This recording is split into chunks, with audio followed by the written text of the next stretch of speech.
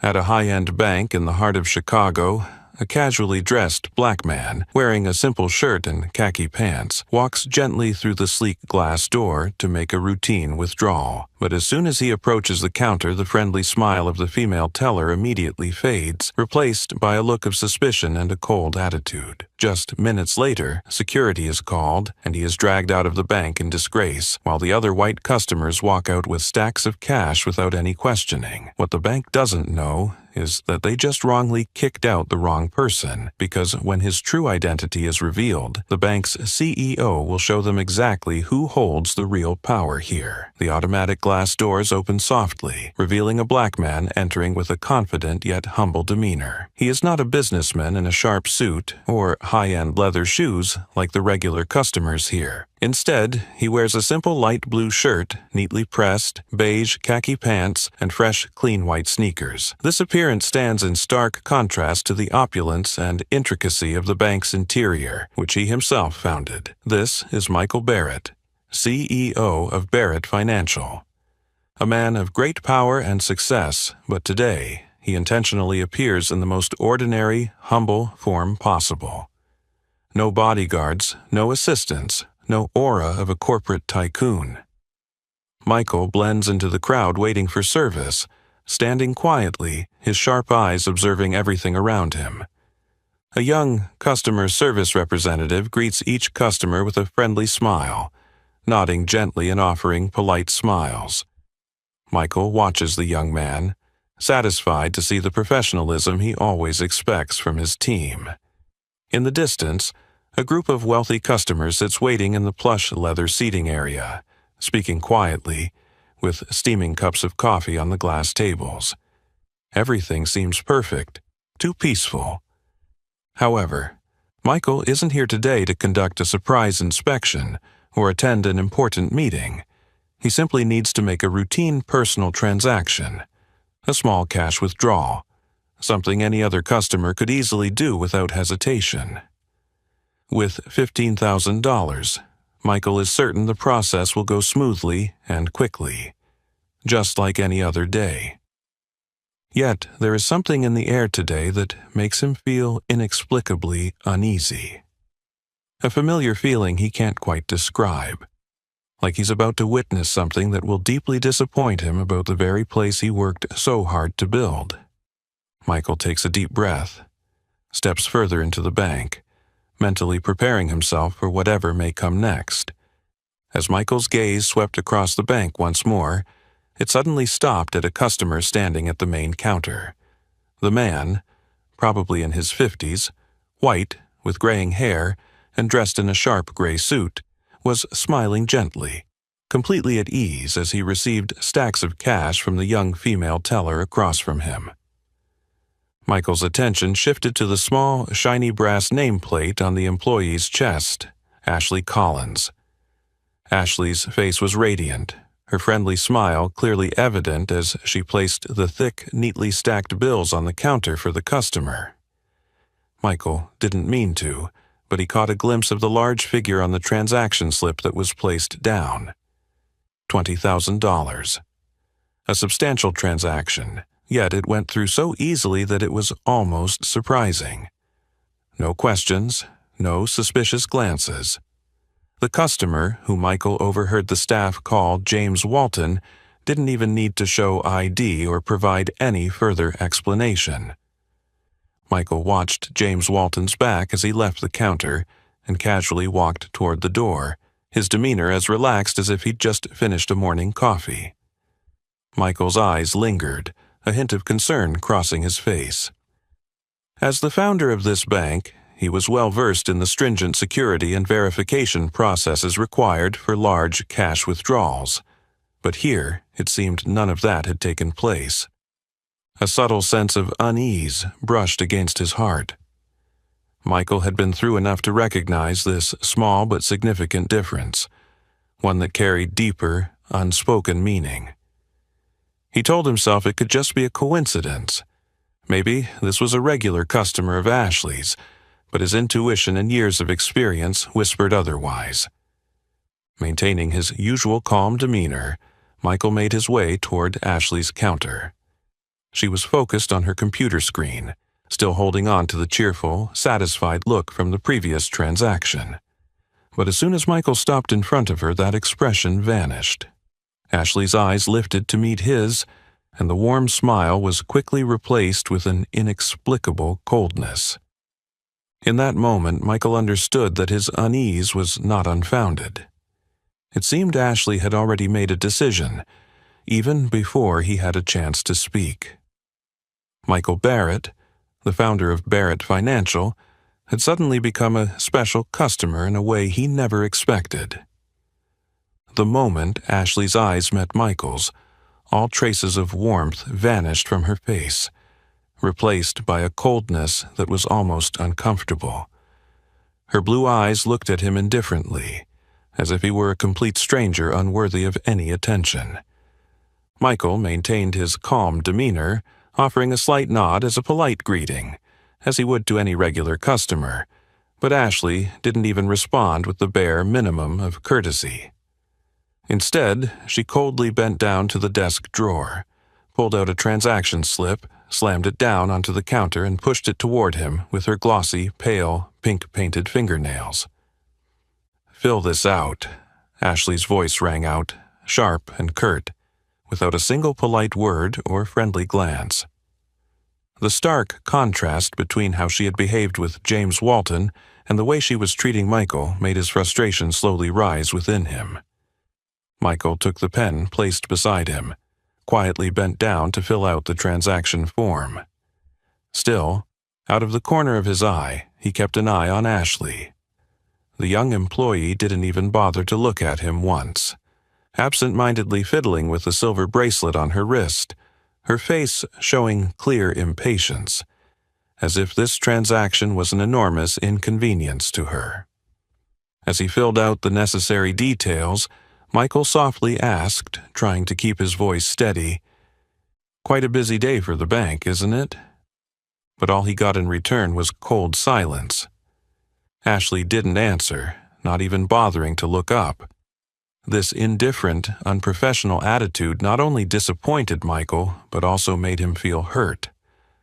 However, he controlled his emotions, finished filling out the form clearly, and slowly placed it back in front of Ashley. "I'll withdraw $15,000, Michael stated, clearly and distinctly. Only then did Ashley reluctantly glance down at the form, her eyes skimming the amount before looking up at him with a furrowed brow and a suspicious expression. Her gaze was not just unfriendly, but held an inexplicable distrust. Michael Barrett, a man who had faced countless challenges and hardships in his life, recognized clearly what was happening. A subtle, covert, but cruel form of discrimination was unfolding in every glance and every small, calculated gesture from the young teller named Ashley Collins. The cold atmosphere that Ashley had created became even more apparent as she picked up the form, frowning slightly as if she had read something unusual. Her cold blue eyes turned back to Michael, this time clearly showing suspicion mixed with discomfort. "Sorry, our bank doesn't handle large cash withdrawals like this." Ashley's voice came out decisively, without a hint of remorse, as though this was something Michael should have known beforehand. Michael was briefly taken aback, but he quickly regained his composure. He knew better than anyone that a $15,000 withdrawal was entirely normal, especially considering he had just witnessed James Walton leave the bank with an even larger sum without any issues. Michael took a deep, calming breath, trying to keep his tone polite and composed.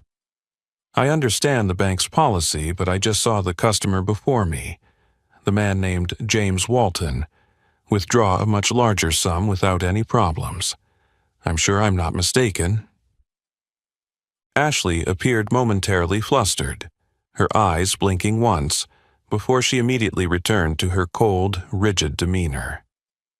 Without the slightest hesitation, Ashley smirked slightly and responded with a tone that was almost provocative. "That's a different matter." That short, icy response felt like a bucket of cold water splashed directly in Michael's face, forcing him to sharply focus on the nature of the issue. A different matter, Michael thought to himself. A clever way Ashley used to avoid explaining what was really going through her mind. It was clear discrimination, something he had always hoped would never happen at Barrett Financial, the very bank he had built with all his heart and soul. In that moment, Michael stared deeply into Ashley's indifferent blue eyes, searching for some sign of reason, some hint of goodwill, or at least a trace of embarrassment that might suggest this was all a misunderstanding. But no, everything he saw was pure coldness and the arrogant confidence of someone who knew they held control over the situation. Michael felt a sharp, painful realization.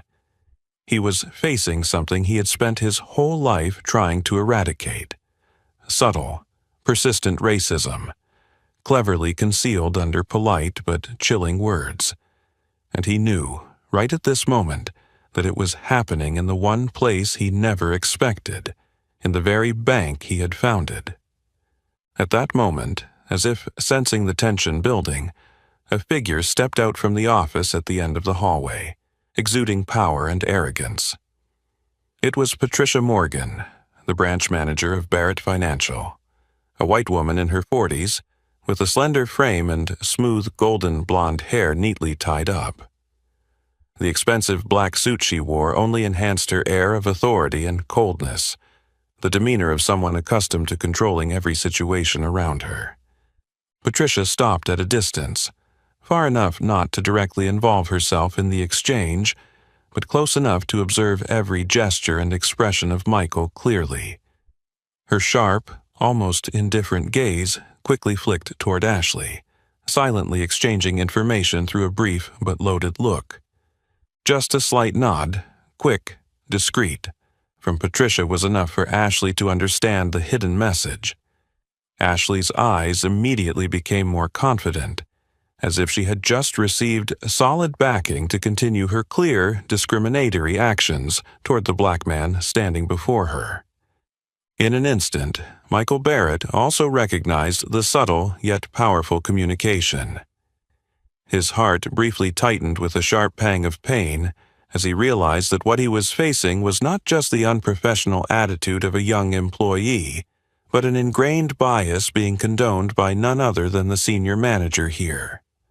The feeling of helplessness and hurt mixed within him, but Michael fought to keep his anger hidden. He stood there, composed and dignified, his eyes steady and confident but not provoking.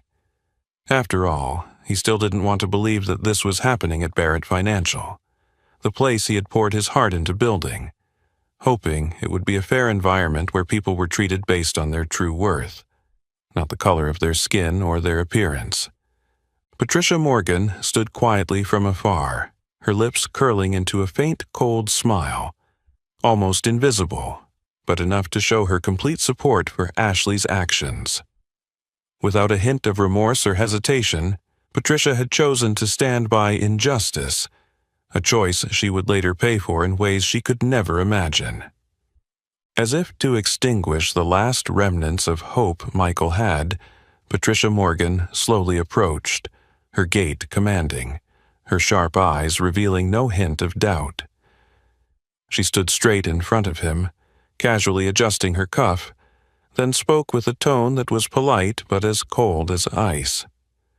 "Sir, due to the bank's safety procedures, we require you to provide additional personal information and proof of the source of the funds you wish to withdraw." Michael felt the insult and the underlying sarcasm in each word Patricia emphasized. He met her gaze steadily, maintaining a calm yet determined demeanor, and replied softly, "I'm very familiar with the bank's procedures, but could you explain why the customer before me, the man who withdrew $20,000, was not subjected to any checks or verifications?" Patricia raised an eyebrow, her lips curling into a faint, indifferent smile. Clearly, Michael's sharp and direct question had made her uncomfortable. However, Patricia quickly regained her composure and responded with a tone full of defiance. "I don't believe you have the right to question the bank's decisions, Mr. Barrett. This is a standard safety procedure, and it applies to all customers we deem to have suspicious signs." Michael furrowed his brow at her use of the term suspicious signs. It was no longer mere doubt. It had turned into a blatant insult, implicitly suggesting that he was untrustworthy simply because of his appearance and skin color. "Are you implying that I am suspicious?" Michael asked, his voice still calm but now laced with an edge. "Or is it simply because I don't look like the customer before me, the white man who left here with an even larger sum without any issues?" Patricia stepped back slightly, her icy gaze flashing with restrained anger. She was unaccustomed to being questioned, especially by customers like Michael. Patricia took a deep breath, her voice now laced with a warning and challenge. "I ask that you cooperate, Mr. Barrett. Don't turn this into a personal issue." But Michael knew this had been personal from the moment he stepped up to the counter. Patricia's words were nothing more than an excuse, a sophisticated way of covering up the painful truth that the bank he had built was tolerating racial discrimination. Michael felt a deep hurt simmering inside him, but he remained composed, determined not to let his emotions spill over at this moment.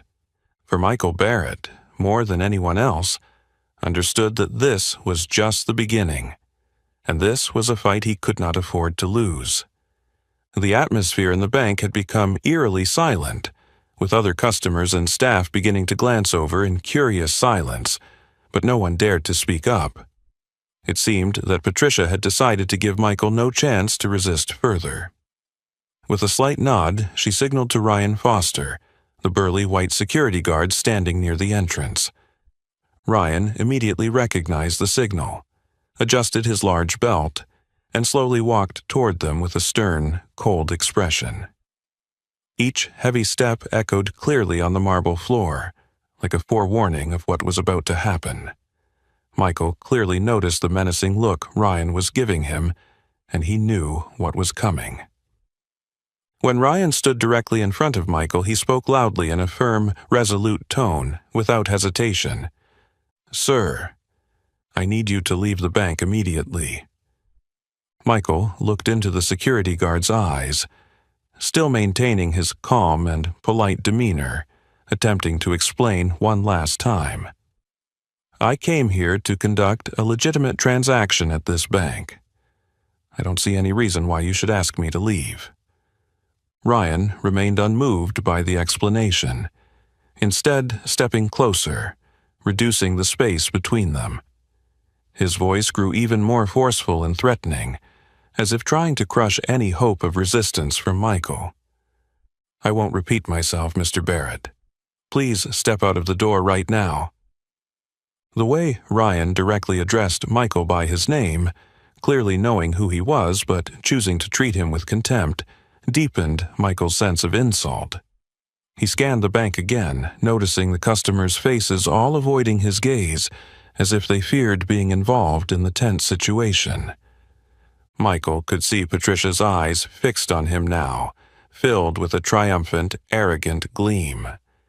She was thoroughly satisfied watching the tall security guard wield power over the very man who had created the bank she worked for. This wasn't just discrimination. It was a blatant display of power meant to publicly humiliate him in the most painful way possible. Michael swallowed, trying to keep his patience and dignity, meeting Ryan's gaze one last time. His voice was gentle but resolute. "I will leave, but remember this is not the end." Ryan did not respond.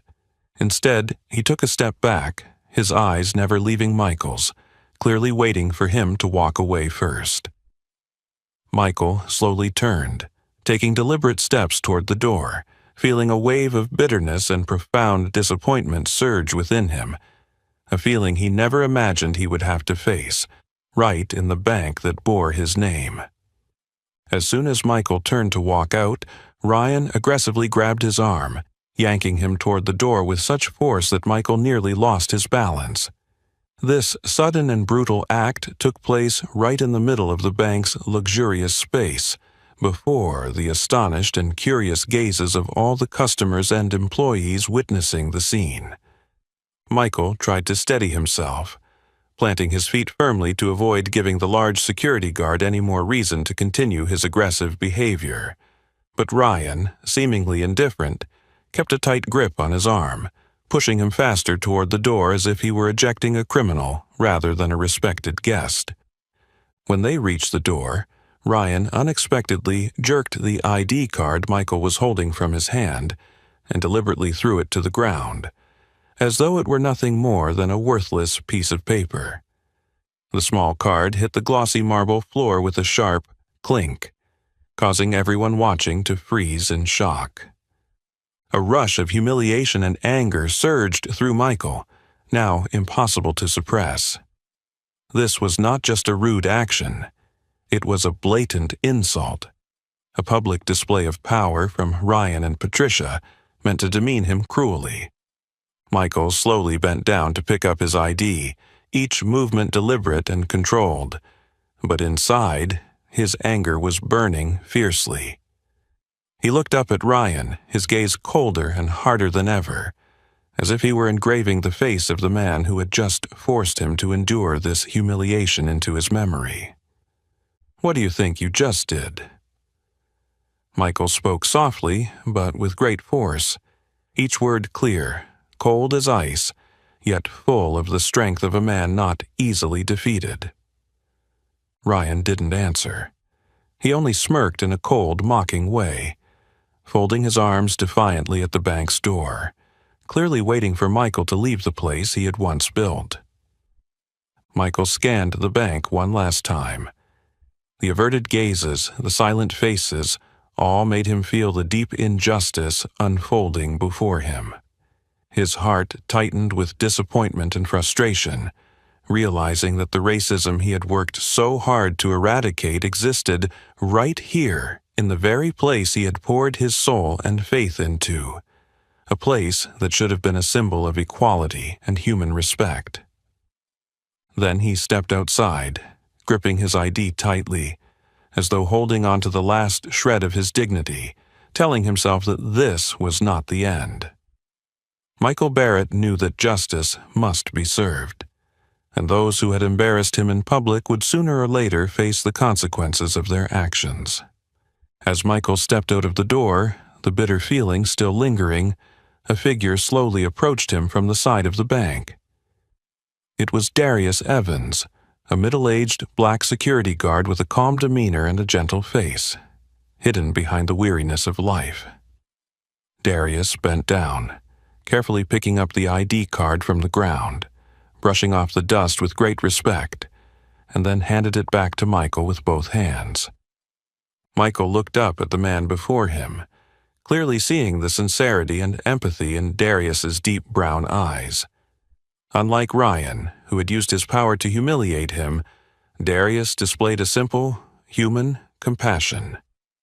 As Darius handed the ID card back, he slightly tilted his head toward Michael, speaking in a soft voice, just loud enough to be heard but full of genuine understanding. "Mr. Barrett, I'm truly sorry that you had to experience this, but I want you to know that how they treat us isn't anything new here. It happens far more often than many people could imagine, no matter how hard we try, no matter where we stand." Darius's voice held no anger, but the resignation and sadness buried in each word made Michael's heart ache. The racism he had just experienced today turned out to be only a small part of a much larger system of injustice that a man like Darius Evans had silently witnessed and endured for years. Michael nodded slightly, his gaze revealing a deep sense of gratitude for Darius's heart and words. He took the ID card, hesitated for a moment, and then placed his hand on Darius's shoulder, as if to say that he understood the value of what he had just heard, that he was grateful for Darius's courage in stepping forward and sharing this with him at such a moment. "Thank you, Darius," Michael said, his voice calm once more. "I won't let this be silenced. The truth must be spoken, and people like us deserve to be treated with the respect we truly deserve." Darius silently watched him, his lips curling into a slight but meaningful smile. Perhaps for the first time in many years working at Barrett Financial, Darius felt that he was not alone in the silent fight against this injustice. Michael turned his head back to look at the bank one last time, a strong sense of resolve rising within him. Darius's sincere words were a meaningful reminder. He was not just fighting for himself, but for people like Darius, those who deserved to be treated with fairness and humanity in a society that always claimed to be civilized and just. Darius's sincere words sparked a strong and resolute determination in Michael. He straightened up, regained his composure, and gripped his phone tighter than ever. He couldn't let this humiliation pass in silence. He knew exactly what he needed to do next. He quickly dialed the number. Each ring in his ear felt like a powerful nudge forward. Within seconds, the voice on the other end came through loud and clear, full of authority. "Richard Carter speaking." "Richard, I'm at the downtown branch," Michael said, maintaining control. But his voice was serious enough for Richard to immediately understand that this was no small matter. "You need to get here right now. We have an issue that needs resolving." Richard seemed to sense the tension in Michael's voice and responded briefly but confidently. "I'll be there in 10 minutes. Michael stood silently in front of the bank, feeling like each passing minute stretched on forever. Finally, less than 10 minutes later, a sleek black car slowly came to a stop right in front of the bank. From the car, Richard Carter stepped out, his serious expression and commanding presence making the entire space around him seem to pause for a moment. Every eye in the bank, both staff and customers, immediately turned toward this powerful man, recognizing him instantly as the vice president of Barrett Financial. As Richard entered the main lobby, his confident and authoritative presence immediately threw Patricia and Ryan off balance. Patricia tried to maintain her cold, composed expression, but it was clear that Richard's unexpected arrival had shaken her confidence. In that moment, Richard quickly scanned the room, his sharp gaze stopping at Patricia, then Ryan, before turning toward Michael, who was standing with Darius outside. "What happened here?" Richard asked, his voice stern, commanding, and echoing throughout the bank's lobby. Without waiting for an answer, Richard walked directly toward Michael with a respectful attitude, gently placing his hand on Michael's shoulder and speaking clearly in front of everyone present. "Michael, I am deeply sorry that this has happened at our very own bank." With those words, Michael Barrett's true identity, CEO and founder of Barrett Financial, was revealed to the astonishment of all the employees and customers. A wave of whispers quickly spread through the crowd. Patricia's face turned pale, her lips trembling, while Ryan Foster suddenly lowered his head awkwardly, all traces of arrogance disappearing completely. Michael stood tall, his eyes now burning with determination as he turned toward Patricia, then calmly but firmly spoke to Richard. "It's time we make things clear here, Richard." Michael's decisive words had barely finished when Richard immediately turned to Patricia, his gaze now as sharp as a blade freshly drawn from its sheath. An absolute silence descended over the bank, with employees and customers holding their breath, tense and watching the unfolding events. "Patricia," Richard began in a low yet commanding voice, "I need you to explain right now. Why was Mr. Barrett denied service and treated so poorly at the bank he founded?" Patricia immediately lost the usual air of arrogance. She stammered, desperately searching for an explanation, but there was no justification strong enough to defend what had just happened. I was just following protocol, she fumbled, her gaze clearly avoiding Richard's. But Richard didn't give her the chance to evade responsibility. Protocol, Richard emphasized, his eyes filled with disappointment and anger. Or was it your personal bias and the staff under your command? Ashley, who was standing nearby, trembled when Richard suddenly turned his sharp gaze toward her. And you, Ashley, are you also going to explain that your actions were following protocol? Ashley's face went pale. All the confidence and coldness from before vanished, replaced by clear panic. She muttered, her voice shaking with fear. I didn't realize. You didn't realize what? Richard cut off Ashley firmly. You didn't realize that Mr. Barrett is the CEO of this bank, or you didn't realize that your own actions were blatant, shameful racism.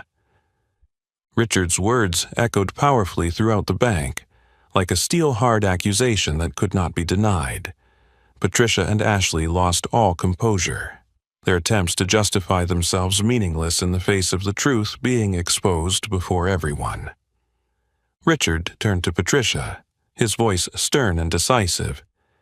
I cannot accept any form of discrimination at this bank, especially not from our founder and CEO. From this moment forward, both you and Ashley are officially terminated, effective immediately. Patricia was taken aback, her eyes wide with utter shock. Ashley, standing beside her, burst into tears, covering her face with trembling hands, realizing too late the severe consequences of her own reckless actions. Richard scanned the room one last time, his gaze full of stern authority and clarity.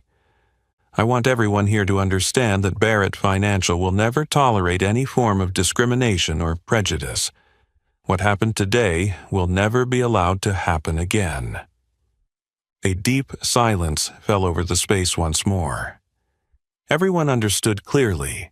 Justice had been served publicly and forcefully, and from now on, Barrett Financial would no longer have room for unfair biases or those who acted on them. Immediately after the decisive announcement regarding Patricia and Ashley, Richard Carter turned his stern gaze toward Ryan Foster. The tall security guard, who had previously exuded arrogance and defiance, now seemed to shrink under the authoritative stare of the vice president. Ryan Foster. Richard's voice rang clear, still resonating but calm and sharp. Do you think you have the right to treat any customer of this bank the way you just did?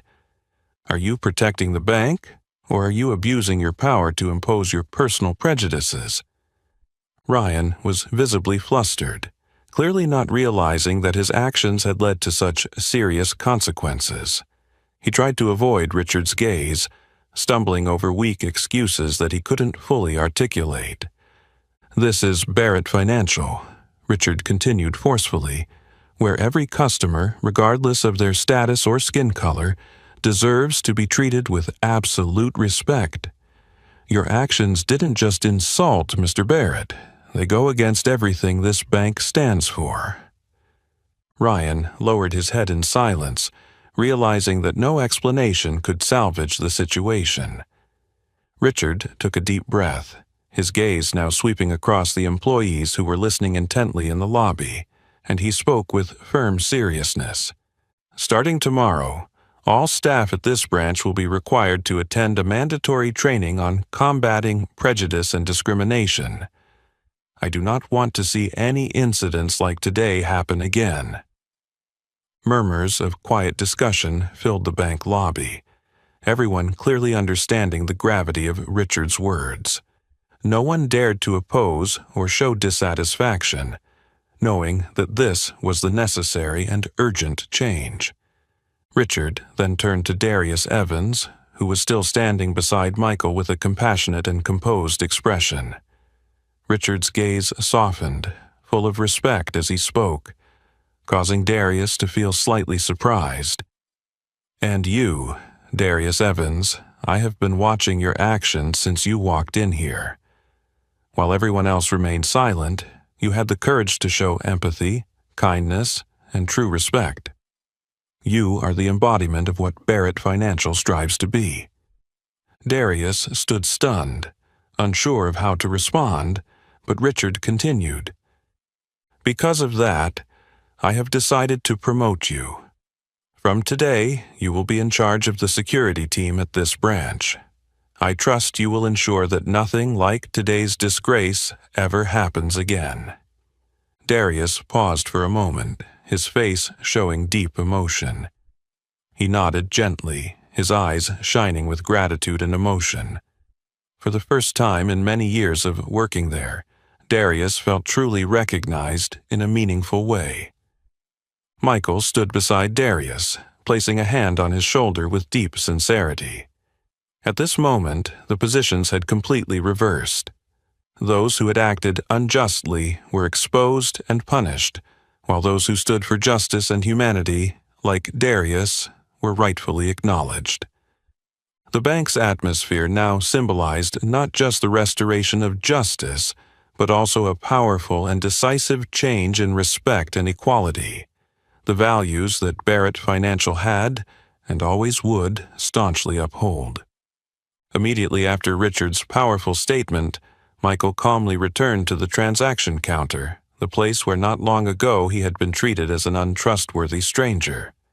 His steps were confident and composed, yet filled with inner strength and the self-assurance of a man who had reclaimed justice. The employees behind the counter now lowered their heads, avoiding his gaze, their faces clearly showing deep embarrassment and regret. No one dared show indifference or doubt toward the man standing before them, the CEO of Barrett Financial. Another female employee quickly and respectfully received Michael's request, her gaze tentative but full of respect. "Mr. Barrett, how much would you like to withdraw?" Michael smiled gently, responding clearly and politely, his voice audible but carrying an undeniable authority. "I will withdraw the same amount I requested earlier, $15,000, thank you." The stacks of cash were quickly placed on the counter, neatly arranged with the utmost care and respect. Michael calmly counted the money, neither hurried nor slow, as if to let everyone here understand that this money was always his, and he had never doubted that. After completing the transaction, Michael turned to Darius Evans, who was still standing there observing everything with his familiar calm and humility.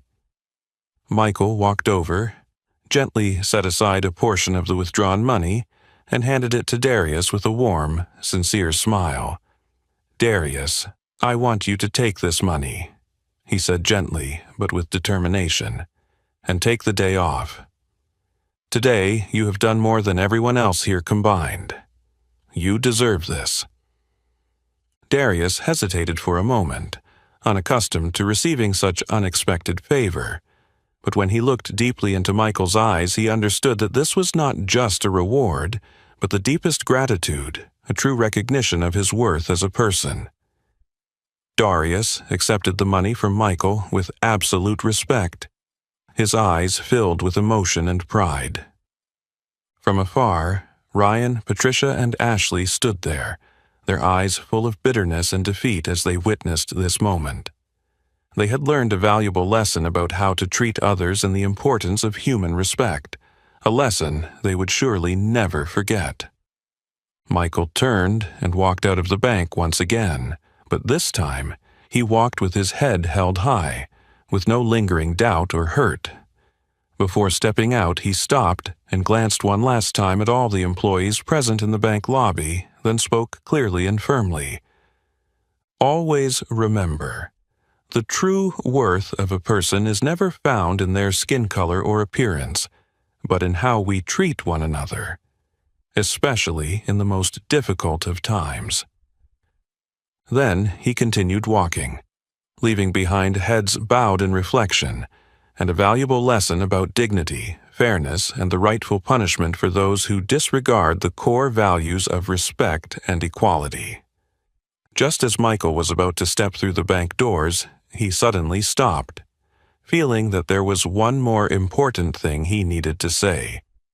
He turned around, his gaze fixed directly on Patricia Morgan, the powerful woman who, just moments ago, had stood tall, now shrinking in place, trying to hide her shame mixed with bitterness. Each of Michael's steps echoed softly yet with immense strength, causing everyone to focus on his every movement. Patricia stood frozen, her face pale, no longer carrying any confidence, waiting to see what Michael would say next.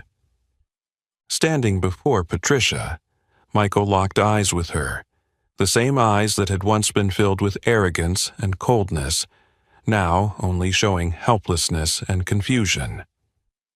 Michael gently tilted his head, his voice clear, each word spoken with power and dignity. "Patricia, you should have looked more closely at my ID. Remember that." Michael's words were soft, yet sharp as a knife, making Patricia flinch. She suddenly understood more clearly than ever the profound meaning behind those words. She had looked, but not truly seen. She had judged others by their appearance and biases, rather than by their dignity or true worth. Michael paused for a moment, allowing his words to sink deeply into Patricia's consciousness and into the minds of all those witnessing this event. His gaze was calm but resolute, as if carving the message into the memories of those present. Every person deserves respect, no matter who they are, where they come from, or the color of their skin.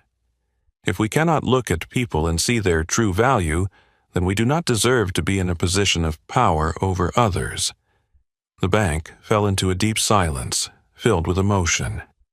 The employees lowered their heads in reflection, and the customers stood still, as though trying to absorb the valuable lesson they had just witnessed. Patricia remained silent, for the first time in her life realizing the painful consequences of prejudice and disrespect. Michael turned, walking out of the bank with his head held high, radiating strength and dignity. The morning sunlight illuminated his face, like a shining symbol of justice, self-respect, and resilience. He left, but the message he had left behind would remain forever.